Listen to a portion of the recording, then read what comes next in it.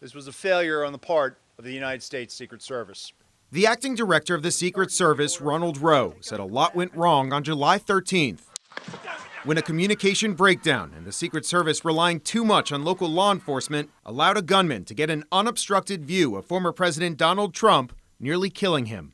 The Secret Service did not give clear guidance or direction to our local law enforcement partners. The embattled agency released the initial results of an internal review on Friday, showing that before the shooting, local law enforcement learned of a suspicious person and began a search. But this message never reached Trump's Secret Service detail. The report also found that the Secret Service failed to direct local police to cover the rooftop. And as a result of these failures, what has become clear to me is we need a shift in paradigm and how we conduct our protective operations. Rowe said that the need for change was reinforced just this past Sunday after a man with a gun was found hidden in the bushes at Trump's Florida golf course. A Secret Service agent doing a security check at the hole ahead of Trump fired on the man.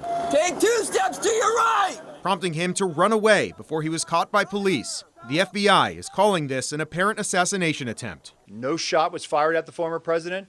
The former president was not exposed to where he was on the golf course. These close calls causing concern and anger on Capitol Hill. A bipartisan congressional task force will hold its first hearing into the Pennsylvania shooting next week and may soon expand its scope to include the incident over the weekend as well. On this vote, the yeas are 405, the nays are 0. On Friday, the House unanimously passed a bill that would require the Secret Service to apply the same standards used in protecting presidents and vice presidents to candidates for those offices. Rowe says that they've already been doing this since the Pennsylvania shooting. So what is the purpose of the bill?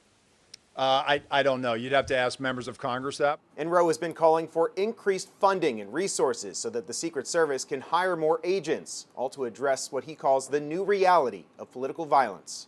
Reporting here in Washington, this is Koslof, Spectrum News.